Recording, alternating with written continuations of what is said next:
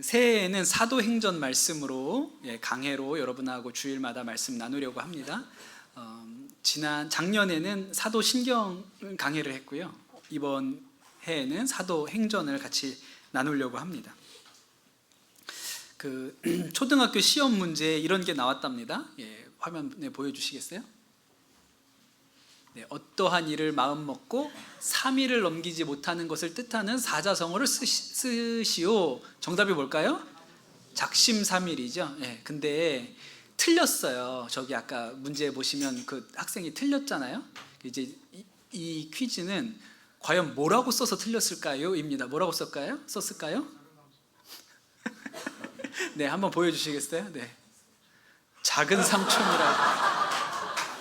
그 삼촌이 아마 끈기가 좀, 조카가 봐도 삼촌이 끈기가 좀 부족했던 모양이에요. 우리 삼촌은 3일을 못 넘겨. 그래가지고 저기에 빈칸에다가 작은 삼촌이라고 그렇게 썼다고 합니다.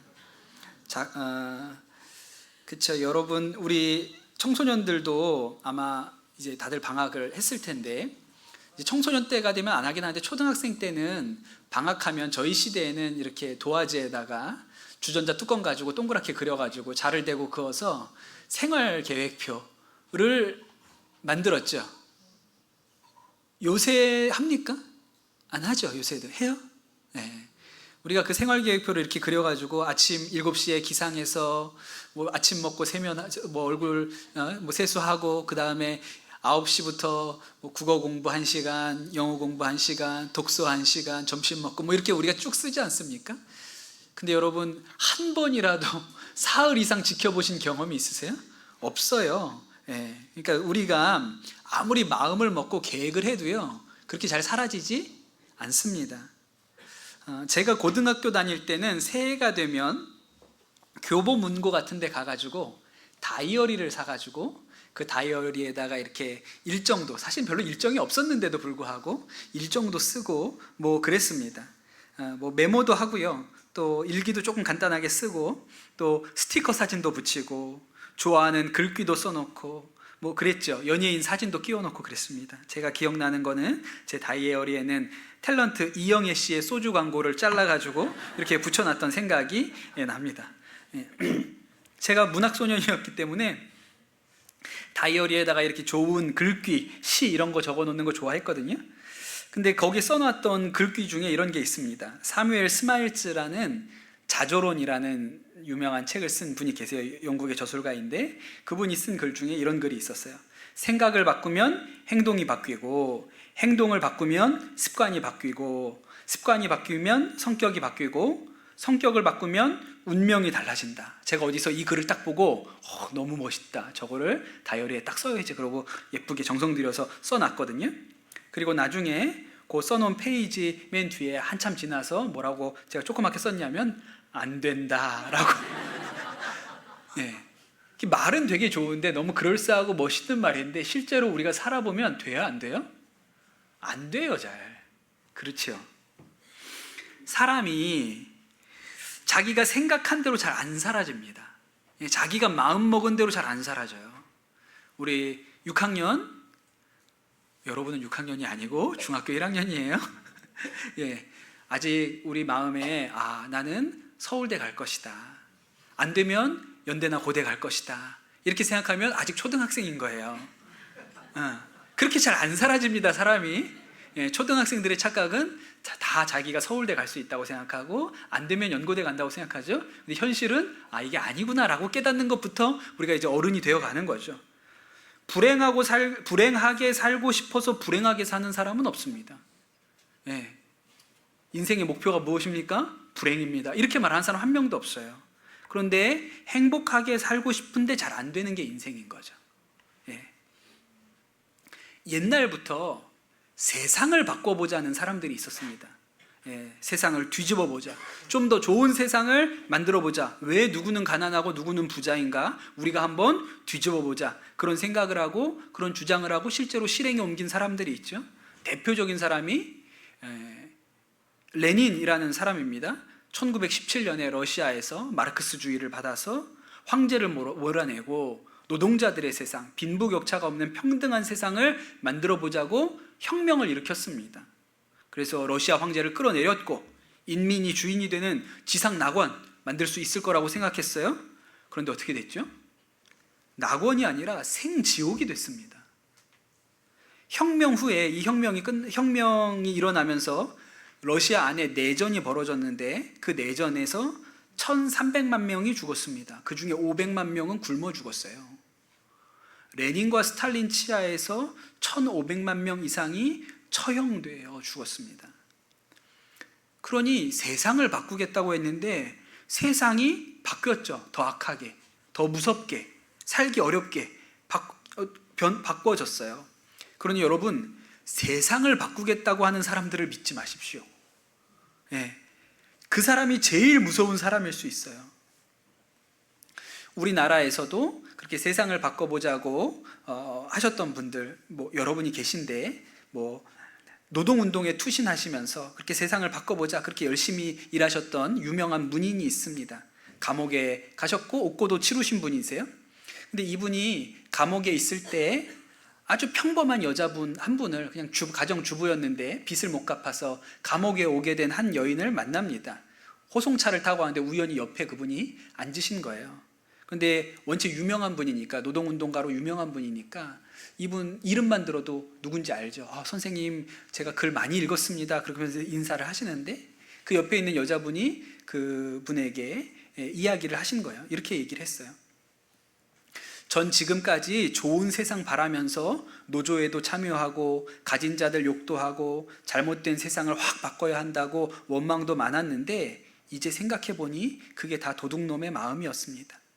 가진 자들의 탐욕과 부정, 부패는 사납게 비판하면서도 왜 제 자신의 이기심과 부정은 함께 보지 않았을까요?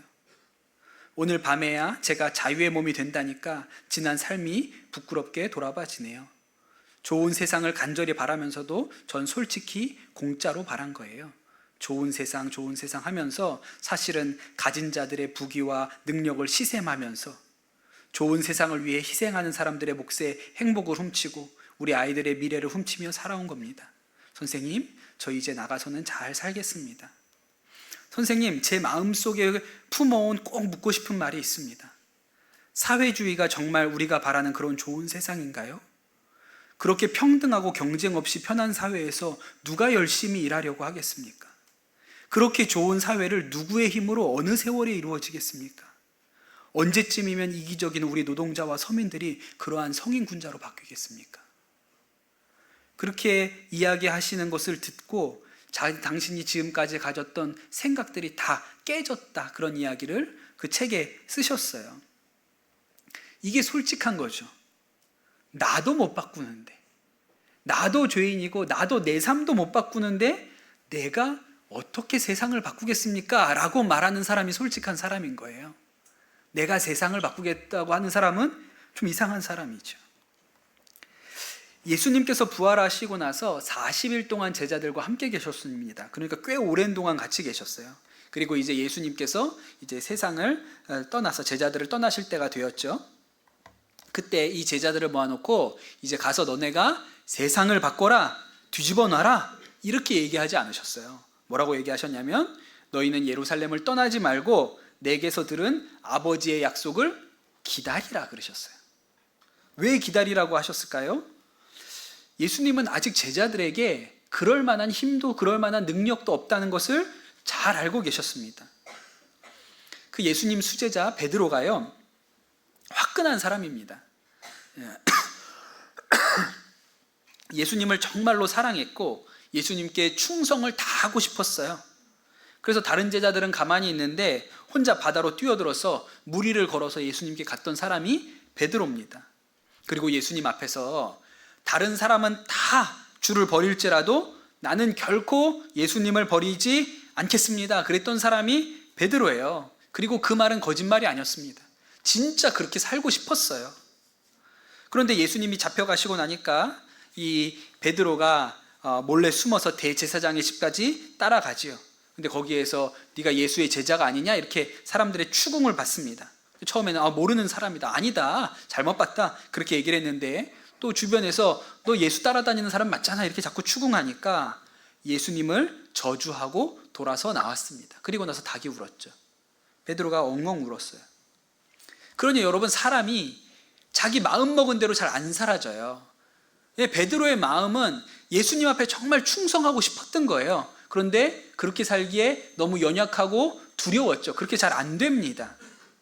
나중에 예수님 부활하시고 만났죠. 그런데도 자신이 했던 일이 너무 부끄러우니까 그냥 갈릴리로 돌아가서 업으로 그렇게 되돌아갔습니다. 예수님께서 제자들에게 너희들이 이제 세상으로 나가서 세상을 변화시켜라 라고 말씀하지 않으시고 기다려라 그렇게 얘기하세요. 뭘 기다릴까요? 성령님이 오시기를 기다리라고 했습니다. 제자들이 그 당시에는 그 말씀이 무슨 말인지 이해를 잘 못했어요. 한 번도 경험을 해본 적이 없으니까요. 예수님께서 더 구체적으로 어떤 일이 일어날지에 대해서 말씀해 주시죠.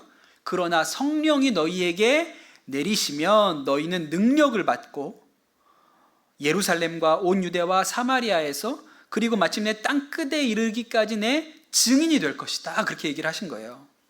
한낱 갈릴리의 어부였고 겁쟁이였고 배신자였던 이들이 이제는 예루살렘에서부터 시작해서 유대와 사마리아를 넘어서 땅끝까지 이르러서 예수님의 증인이 될 거다. 그게 이제 우리가 앞으로 읽게 될 사도행전의 구조입니다. 사도행전이 그 프레임대로 이제 이야기가 확장되어 나가는 거예요. 그런데 앞으로 이 제자들이 지금은 상상할 수도 없는 일들이 그들에게 나타날 텐데 그 출발, 그 첫 단추가 뭘까요? 성령님이 오시는 것이라는 거예요. 그러니 성령님이 오실 때까지 기다려야 합니다. 우리 힘으로 할 수 있는 게 아니고 내가 죄인인데 내가 무슨 힘으로 세상을 바꿉니까? 나도 못 바꾸겠는데 내가 무슨 힘으로 세상을 바꾸겠어요? 그런데 예수님의 말씀은 성령님이 우리 안에 오시면 그 일이 이루어진다고 하시는 것이죠. 여러분, 우리 안에 죄를 이기는 것이 대단히 어렵습니다. 우리가 이 육신의 소욕이 없어지는 것이 굉장히 어려워요. 네. 우리가 처음에는 재미로 그냥 기분이 좋아서 죄 짓는 일을 시작합니다. 그런데 여러분, 이 죄가 반복되면 이 죄가 우리와 구분이 잘 안 되죠. 중독이 됩니다. 알코올 중독, 마약 중독, 도박 중독, 게임 중독, 성 중독, 이런 일에 빠져가지고 허우적거리는 사람이 세상에 얼마나 많은지 몰라요. 여러분, 사람은 누구나 마음 가운데 큰 구멍이 있습니다. 그래서 그 구멍을 메꾸고 싶어 해요. 그래서 자꾸 그 구멍에다가 뭔가 집어넣죠.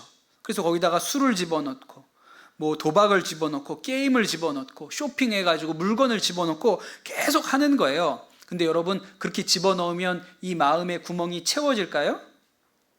사람이 채워지면 그만하게 되어 있어요. 밥도 먹을 만큼 먹으면 더 안 들어갑니다. 이 구멍도요, 채워지면 이제 그만하게 돼 있는 거예요. 그런데 계속 하잖아요. 왜 그럴까요? 안 채워지기 때문에 계속하는 거예요. 그런데 여러분, 그 구멍이 그 무엇으로도 채워지지 않는 그 구멍이요, 성령님이 오시면 채워집니다. 네. 게임에 빠져있던 최무진이라는 학생의 이야기입니다. 이렇게 얘기해요. 나는 심각한 게임 중독자였다. 주말에는 하루에 20시간 이상 게임을 했다. 초등학교 3학년이 되던 해 부모님의 이혼으로 나는 할머니 손에서 자랐고 학교에서는 왕따였다.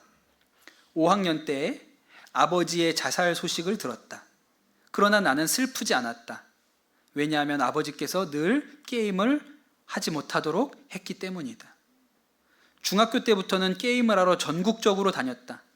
PC방 근처 모텔에 방을 하나 잡아놓고 게임을 했는데 4일 내내 잠도 안 자고 게임만 한 적도 있다. 결국 나는 쓰러지고 말았다. 밤에 작은 불빛에도 머리가 터져 죽을 것처럼 고통스러워 악을 썼다.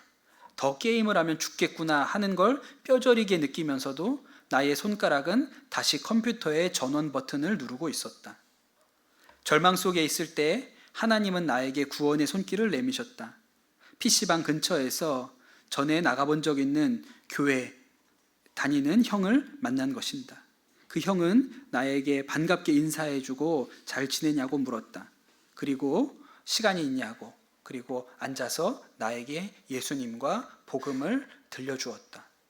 나는 너무 고맙다고 말하고 집으로 돌아왔는데 문득 게임이 하고 싶지 않다는 생각이 들었다. 그리고 정말 그 순간에 게임이 끊어졌다. 마귀가 가룟 유다의 마음에 예수를 팔려는 생각을 넣었듯이 마귀가 내 마음속에도 게임을 하고 싶다는 생각을 넣어준다. 그러나 어느덧 유혹은 나의 상대가 안 된다는 것을 알게 되었다. 이 아이한테 무슨 일이 있었을까요? 성령님이 오신 거죠. 성령님이 이 아이를 사로잡으신 거예요. 야, 죽어도 이러다가 죽겠구나 생각해도 못 끊는다고 생각했는데 그것이 끊어졌어요. 여러분, 우리 힘으로 되는 것이 아닙니다. 성령님이 오시면 우리가 할 수 없는 일이 되어지는 것이 역사인 것이지요. 여러분, 우리 힘으로는요, 누구를 사랑하는 일도 어렵고 용서하는 일도 어렵습니다. 내 배가 아파서 낳은 내 자식도 사랑하는 게 어렵고요, 부모님 미워하는 자식은 수도 없이 많습니다. 그런데 여러분, 성령님이 우리 안에 오시면 어떤 일이 일어나죠? 사랑과 용서의 역사가 우리 가운데 일어나요. 조슈 맥도웰이라는 목사님이 계십니다. 이분이 대학교 2학년 때까지는 아주 철저한 무신론자였고 또 기독교를 논박하는 그런 사람으로 성장했어요. 왜 그랬냐면 아주 불우한 환경에서 자랐기 때문에 그렇습니다. 아버지는 알코올 중독자였고 집안은 완전히 피폐했어요. 그것 때문에 어머니도 일찍 병이 들어서 세상을 떠났습니다. 그리고 아버지의 방치 가운데 6살 때부터 농장에서 일하던 웨인이라는 청년한테 수년간 성추행을 다녔습니다. 그러다가 이 조슈가 11살 때 딱 마음에 결정을 했어요. 사랑, 인생의 의미, 하나님, 그런 건 없어 라고 결론을 내렸습니다. 그때부터 그는 하나님을 저주하고 기독교를 미워하는 그런 사람들의 대열에 섰어요. 대학에 가서도 마찬가지였습니다. 자신에게 복음을 전하려는 크리스천 학생들이 있으면 사정없이 논쟁을 하고 그들을 망신 주기 시작했어요. 그리고 내가 그들을 완전히 코를 납작하게 만들어 버리겠다고 유럽으로 가서 유럽의 큰 도서관들을 다니면서 기독교를 반박하는 자료들을 모읍니다. 그런데 그러다가 반대로 하나님을 믿게 돼요. 그리고 이렇게 말합니다. 11살 때 나는 하나님을 저주하고 내 평생 하나님을 증오할 것이라고 맹세했다. 그러나 이제 하나님의 사랑이 나를 압도하였다. 하나님의 사랑이 나를 무너뜨린 것이다. 나는 사막에서 길을 잃고 헤매다가 오아시스를 찾은 사람 같았다. 약간 신비롭기도 했지만 그분의 임재와 온유함과 용납하심이 실제로 느껴지는 듯 했다. 그리고 조슈 맥도웰이 뭐 하러 갔을까요? 자신의 인생을 그 불행으로 몰아넣었던 아버지를 찾아갑니다. 그 전까지는 죽이고 싶은 사람이었는데 그 아버지에게 찾아가서 아버지 죄송합니다. 아버지 사랑합니다. 그렇게 이야기를 해요. 근데 그 이야기를 듣고 평생 술 주정뱅이였던 이 아버지가 달라집니다. 그리고 아들한테 이렇게 얘기했어요. 내가 본 것처럼 예수님이 너의 인생에 행하신 그 일을 만약에 나에게도 하실 수 있다면 나도 그 예수라는 분이 어떤 분인지 알고 싶구나. 그래서 아들이 이 아버지에게 복음을 전합니다.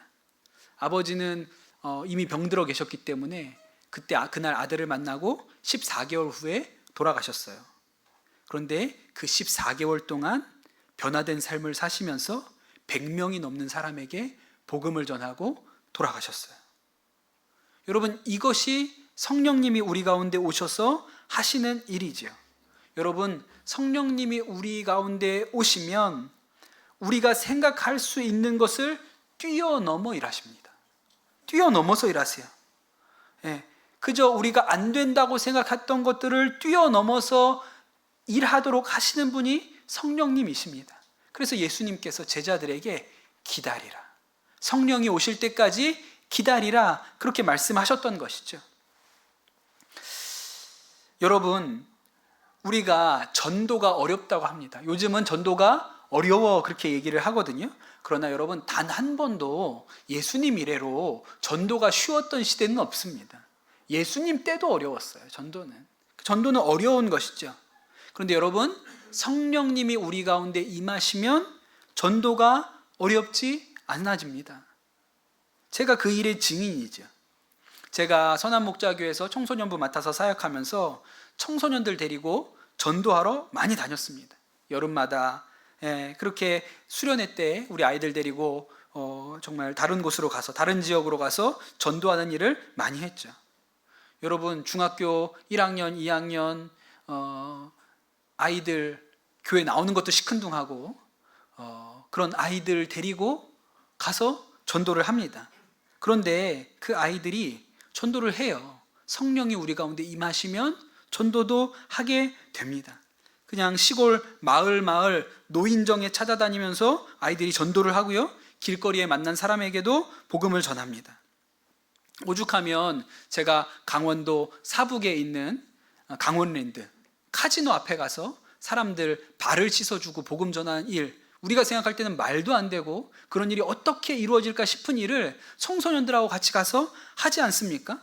그런데 여러분, 그런 일, 그렇게 불가능해 보이는 일이 어떻게 가능할까요? 성령이 임하시면, 성령이 우리 가운데 임하셔서 그 마음 가운데 역사하시면 중2 질병 가운데 있는 우리 형제 자매들이 강원랜드 앞에 가서 전도하는 그런 놀라운 역사가 일어나는 거예요. 하나님이 마음을 사로잡으시면 말입니다. 그때 우리 친구가 했던 간증이에요. 이렇게 간증을 합니다. 막상 전도를 해보려니 용기가 나지 않았다. 조원들 중에 전도하는 친구들 뒤를 졸졸 따라다니다가 막막하고 속상해서 기도를 하기 시작했다. 주님, 용기가 나지 않아요. 무섭고 떨려요. 도와주세요. 그때 주님의 음성을 들었다. 두려워하지 말아라. 내가 너희를 사랑하는 것처럼 너도 만나는 사람들을 사랑하며 섬겨주어라. 내가 너와 함께 할 것이니 두려워하지 말아라. 눈물이 쏟아질 것 같았다. 주님의 음성을 들은 뒤로는 전도하는 것이 쉽고 즐거워졌다. 중2병 초입에 있는 중학교 1학년 여학생이 한 간증입니다. 열심히 전도하는데 어떤 할아버지께서 미친놈들이라고 했다. 그런데 이상한 것은 욕을 먹어도 기분이 하나도 나쁘지 않은 것이었다. 사역을 마치고 조원 언니들과 하고 이야기를 하는데 그 언니도 심한 욕을 들었다고 했다. 그 이야기를 듣는 순간 하나님이 정말 우리들을 많이 사랑하고 계시는구나 하는 생각이 들었다. 질병 중에 있는 여학생이 했던 얘기입니다. 마태복음 16장에 예수님이 이런 얘기를 하세요. 믿는 자들에게는 이런 표적이 따르리니 곧 그들이 내 이름으로 귀신을 쫓아내며 새 방언을 말하며 뱀을 집어 올리며 무슨 독을 마실지라도 해를 받지 아니하며 병든 사람에게 손을 얹은 즉 나으리라 하시더라. 그렇게 얘기하시거든요. 성령이 임하시면 이런 일이 일어날 거라는 거예요. 놀랍죠? 무슨 독을 마실지라도 해를 받지 않는다고 했는데 중학교 2학년 여학생이 무슨 욕을 먹었는데도 불구하고 마음 가운데 상처가 되지 않았다고 말하니까요. 똑같은 일이 성령님이 우리 가운데 오시면 일어나는 것이죠. 그래서 여러분, 사도행전의 별명이 무엇입니까? 성령의 행전이라고 하잖아요. 사도들이 일하는 것 같지만 실제로는 그 사도들 안에 임하신 성령님이 일하시는 것이 사도행전의 이야기입니다. 그리고 사도행전은 28장에 끝나죠. 그런데 여러분, 우리 안에 성령님이 오시면 우리는 그 29장부터 써가지고 가는 거, 써 내려가게 되는 것이 하나님께서 우리 가운데 맡기신 일입니다. 사랑하는 성도 여러분, 성령이 우리 가운데 오시면, 성령님이 우리 가운데 역사하시면 이러한 일들이 일어납니다. 여러분의 새해 가운데 성령께서 일하시는 은혜의 역사가 일어나시게 되기를 예수님의 이름으로 축복합니다. 우리 교회 가운데, 또 우리 가정 가운데, 또 우리의 삶 가운데 내가 할 수 없다고 생각했던 일, 이거는 내 힘으로는 불가능하다고 생각했던 일들이 성령이 오시면 일어나는 것이죠. 여러분, 그렇게 성령님 안에서 힘있게 살아가시는 역사가 일어나는 2024년 되시기를 예수님의 이름으로 축복합니다. 주신 말씀 붙들고 기도하겠습니다. 이 시간 기도하실 때 주여, 우리가 성령에 붙들려 행하는 2024년이 되게 하여 주시옵소서. 예수님께서 제자들에게 세상을 바꾸라고 먼저 말씀하지 않으시고 성령을 받으라, 성령을 기다리라 하셨던 말씀을 기억합니다. 하나님, 우리가 안 되는 일들, 어려운 문제들, 수없는 문제들이 있었습니다. 그런데 하나님, 우리가 성령 안에서, 성령의 역사하심 안에서 우리가 전에 할 수 없었던 일들이 되어지는 은혜의 역사가 있게 하여 주옵소서. 이 시간 우리 합심하여 기도하겠습니다. 기도합시다. 주님, 새해에 우리가 사도행전으로 하나님의 말씀 앞에 섭니다.